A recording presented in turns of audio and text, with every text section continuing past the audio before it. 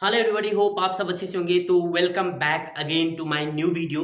And आज का जो टॉपिक है ये है एक्टोपिक प्रेगनेंसी। और इसमें बहुत कम समय में हम देख लेते हैं ये एक्टोपिक प्रेगनेंसी क्या होता है और एक्टोपिक प्रेगनेंसी के जो कंट्रीब्यूटिंग फैक्टर जो होता है या रिस्क फैक्टर जो होता है वो क्या क्या हो सकता है।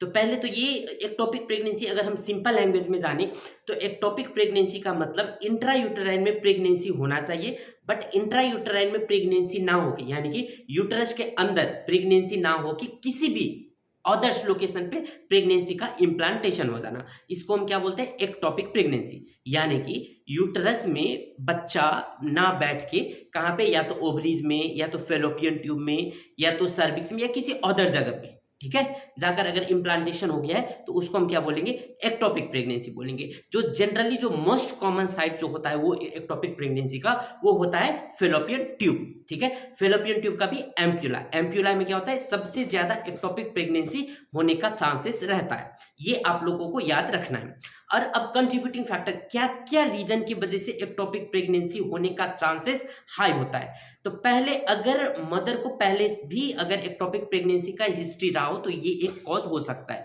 दूसरा, अगर किसी भी तरीके का ट्यूबल सर्जरी जैसे कि अगर हो सकता है कि फेलोपियन ट्यूब का कोई सर्जरी हुआ हो या किसी भी किस्म का अगर सर्जरी हुआ है तो ये भी एक रिस्क फैक्टर हो सकता है। फिर मदर अगर किसी भी तरीके का इंट्रायूटेराइन कॉन्ट्रासेप्टिव डिवाइस अगर यूज कर रही है तो वो भी एक रीजन हो सकता है एक्टोपिक प्रेगनेंसी का।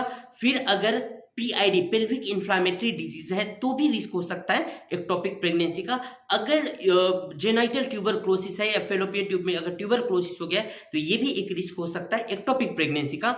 ऐसे ही अगर मदर इनफर्टिलिटी के ट्रीटमेंट अगर ले रहे हैं, अगर लंबे समय से अगर मदर इनफर्टिलिटी के ट्रीटमेंट ले रहे हैं तो ये भी एक रिस्क हो सकता है एक्टोपिक प्रेगनेंसी होने का। तो ये एक्टोपिक प्रेगनेंसी